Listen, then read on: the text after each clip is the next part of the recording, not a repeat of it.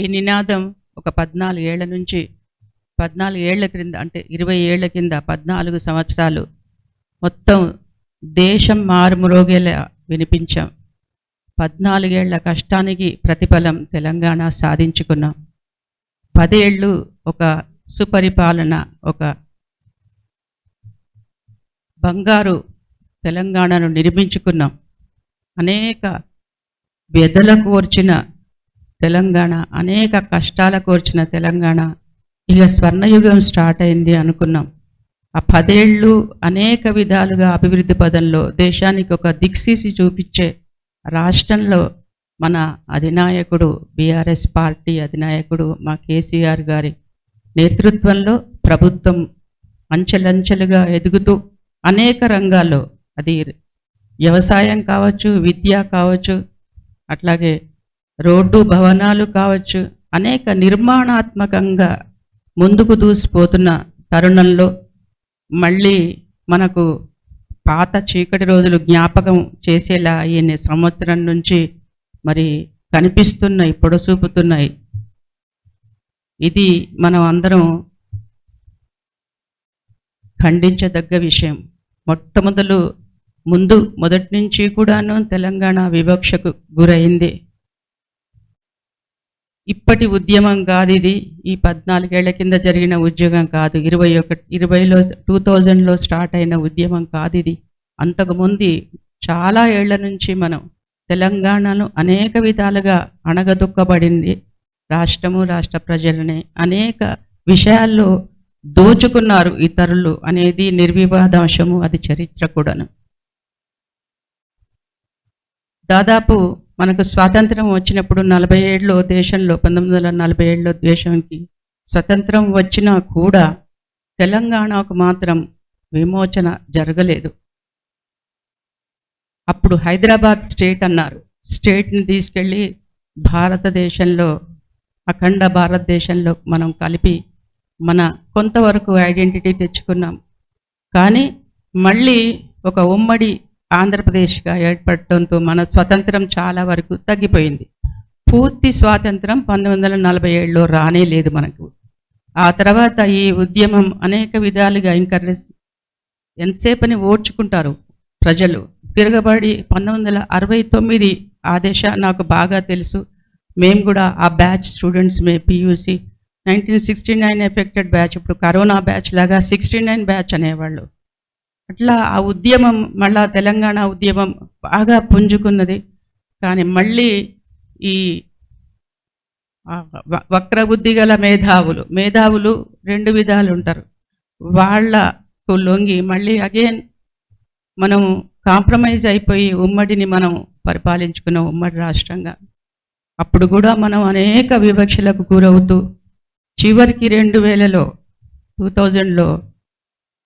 BRS TRS పార్టీగా ఉద్భవించి అనేక కష్ట నష్టాలకు వచ్చి అనేక మంది ప్రాణత్యాగం చేశారు. అప్పుడు పిల్లలు బోళ్ళంతమంది చనిపోయినారు.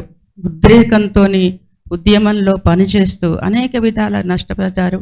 ఒక మేధావులు, తర్వాత పిల్లలు, తర్వాత కళాకారులు అనేక మంది మనకు దోహదం చేసినారు ఈ ఉద్యమానికి. ఫైనల్గా ఇచ్చినట్టే ఇచ్చి మళ్ళీ ఇవ్వకుండా అట్లా కూడా సాధించినారు. బాగా మనకు హర్డిల్స్ క్రియేట్ చేసి ఫైనల్గా ఇన్ఎవిటబుల్ కండిషన్లో 2014లో మనం రాష్ట్రాన్ని సాధించుకున్నాం. కానీ రాష్ట్రాన్ని సాధించుకుని 10 ఏళ్ళు చాలా సుపరిపాలన చేసుకున్నా మళ్ళీ పాత రోజులు జ్ఞాపకం వచ్చేలాగా అవుతున్నాయి. మొట్టమొదలు ఎవరినైనా దెబ్బతీయాలంటే మొట్టమొదలు ఆ దేశ సంస్కృతి సంప్రదాయాలను వాటి మీద దెబ్బతీస్తారు. ముందుగా సెంటిమెంట్స్తోని ముడిపడి ఉన్న విషయాలు. అందులో ముఖ్యంగా మనం టీఆర్ఎస్ పార్టీగా మొదలు ప్రారంభించింది, ఎప్పుడైనా మనం ఏ ప్రారంభమైనా మన హిందువులకు అందరికీ, ప్రతి ఒక్కరికి కూడా, ప్రతి మతం వాళ్ళకి, మనుషులకు అందరికీ కూడాను దేవుడిని ఒకసారి ప్రార్థించి మనం పని మొదలు పెడతాం. అట్లాగే మనకు కూడా ఉద్యమం ప్రారంభించేటప్పుడు మనము తెలంగాణ తల్లిని రూపుదిద్దుకొని ఆమెకు నమస్కరించి ఉద్యమం ప్రారంభించినాం. మన ఉద్యమం అంతా తెలంగాణ తల్లి ఒక స్ఫూర్తిదాయకం. ఒక మామూలు మనిషి విగ్రహాలు చేసేటప్పుడు నాకున్న చిన్న నాలెడ్జ్ మీ అందరితో పంచుకుంటాను. ఒక మామూలు విగ్రహం తయారు చేసినప్పుడు నా నా విగ్రహం, మా నాన్నగారి విగ్రహం, ఇంకెవరి విగ్రహం మనం తయారు చేస్తున్నప్పుడు వాళ్ళ కొలతలు తీసుకుంటాం మనం.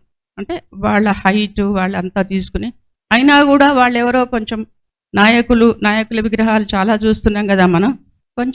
మనం ఎక్కువ కొంచెం అధికంగా మనం చూపిస్తాం, మనందరికన్నా గొప్పవాళ్ళు అనేది మనం చూపించాలి కదా. అది అప్పుడే కదా అతీతులు మనకన్నా గొప్పవాళ్ళు అనేది మనం చూపించాలంటే ఆ విగ్రహాన్ని ఆ విధంగా ఆ డైమెన్షన్స్ మనం తయారు చేస్తాం.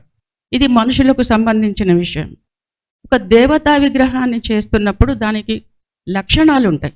శిల్పశాస్త్రము ఉంది మనకు. సౌందర్య శాస్త్రంలో శిల్పశాస్త్రము, ఒక శిల్పాన్ని చెక్కాలంటే, ఒక ఆలయాన్ని మనం ఇల్లు కట్టుకున్నాం, ఇల్లు కట్టుకోవడానికి ఒక ప్లాన్ వేసిస్తాడు, ఒక ఆర్కిటెక్ట్ ప్లాన్ చేస్తాడు, ఓ మేస్త్రి కడతాడు మనకి. కానీ వేరే ఒక టెంపుల్ కట్టాలి అంటే టెంపుల్ ఆర్కిటెక్చర్ డిఫరెంట్గా ఉంటుంది, అది విధానమే వీరుగా ఉంటుంది. అట్లాగే ఒక మనిషిని మామూలు విగ్రహాన్ని, మామూలు నాయకుడిని తయారు చేసే విగ్రహ లక్షణాలు వేరే ఉంటాయి. ఒక దేవతా విగ్రహం తయారు చేస్తున్నప్పుడు దాని లక్షణాలు వేరే ఉంటాయి. శిల్పశాస్త్ర ప్రకారము తయారైన విగ్రహం దాదాపు 14 ఏళ్ళు ఉద్యమంలో, ఆ తర్వాత 10 ఏళ్ళు, 24 ఏళ్ళు తెలంగాణ ప్రజల మనసులో హత్తుకుపోయింది. తెలంగాణ తల్లి అంటే అదొక సెంటిమెంట్తోని ముడిపడి ఉన్నది. మన మామూలు అమ్మ ఇంట్లోనే మన అమ్మలందరూ మామూలుగా ఉంటారు, మామూలు చీర కట్టుకొని మామూలుగా ఉంటారు. కానీ బీదగా బయటకు వచ్చినప్పుడు ఎంత లేకున్నా ఏదన్నా ఫంక్షన్ ఉన్నదంటే తప్పకుండా ఒక కొత్త చీర కట్టుకుంటారు, మంచి చీర కట్టుకుంటారు, నగలు ధరిస్తారు, సంపదతో కనిపించినట్టుంటారు. మామూలు మనుషులే అట్లా ఉంటే మరి ఒక దేవత అంటే ఇంకా ఉన్నతమైన స్థితిలో కనిపించాలి, సంపదలతో కనిపించాలి. తెలంగాణ తల్లి చాలా గొప్పగా ఉండాలి కదా, బీదగా ఉండొద్దు కదా. తర్వాత ఈ కంకులు పెట్టినారు, ఇప్పుడున్న కొత్తగా వచ్చిన తెలంగాణ తల్లి చేతిలో. ఆ కంకులు అంతా పండుతాయి, పండని ప్లేసే లేదు ప్రపంచంలో, అన్ని జాగాలలో పండుతాయి.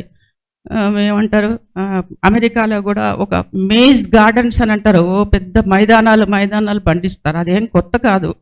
కానీ తెలంగాణ తల్లి అన్నప్పుడు ఆ లక్షణాలు అందులో కనిపించాలి. ఒక విగ్రహాన్ని ప్రతిష్ఠిస్తున్నారు, ఒక విగ్రహాన్ని రూపొందిస్తున్నారంటే ఆ లక్షణాల ద్వారా ప్రజల మనసులలో హత్తుకునేలా ఆ రూపశిల్పి చేస్తారు. అలాంటి విగ్రహాన్ని పక్కకు పెట్టి, అంటే ఇవన్నీ ఏంటంటే అక్కడున్న సెంటిమెంట్స్ను దెబ్బతీయాలి ముందు. సెంటిమెంట్స్ను, ఆ తర్వాత చదువులు కూడా మొదలవుతాయి. ఆల్రెడీ మన చదువుల మీద ఎఫెక్ట్ అయినాయి. మన తెలుగు భాష కావచ్చు, ఇంకా సాంప్రదాయాలు అన్నీ పోయి మనం ఆహారం మీద కూడా దండెత్తినారు. మన ఆహార అలవాట్లు కూడా మారిపోయినాయి. పిజ్జాలు ఇంకేమేమో తింటున్నాం, అది మనకు సంబంధం లేని ఆహారం. అది హెల్తీ ఆహారం కూడా కాదు. అట్లా అనేక దండయాత్రలు జరుగుతూనే ఉంటాయి. ఇప్పుడు మన విగ్రహాల మీద కూడా దండయాత్ర జరుగుతున్నది. ఇది సెంటిమెంట్కి సంబంధించింది, సెంటిమెంట్కి ముడిపడి ఉన్నది అని అందరికీ మీ ద్వారా తెలియచేస్తున్నాను. ఇలాంటి అవసరం లేని విషయాలు, మనకు చాలా కష్టాలు ఉన్నాయి. ఎప్పటికప్పుడు ఒక కుటుంబంలో నలుగురు పిల్లలు ఉంటేనే వాళ్ళని సర్ది చెప్పుకోవడం, వాళ్ళ పనులను మన తల్లిదండ్రులు అటెండ్ చేయడం అనేది పెద్ద పని. అట్లాంటిది ప్రజలు, ఒక రాష్ట్రంలో ఉన్న ప్రజల అవసరాలు, అది ఒక్కలాంటి ప్రజలు కాదు, రకరకాల ప్రజలు ఉన్నారు, అనేక మతాలకు అనేక వయస్సుల వాళ్ళు ఉన్నారు. వాళ్ళ అవసరాలు కావచ్చు, వైద్యం కావచ్చు, అనేక విషయాలు, అవసరం లేని విషయాల గురించి ముందు పెట్టుకుని రోజుల తరబడి వాళ్ళు మనను అటాక్ చేయడం అనేది ఇది కరెక్ట్ కాదని నేను మీ ద్వారా, మీడియా మిత్రుల ద్వారా ప్రభుత్వానికి తెలియచేసుకుంటున్నాను.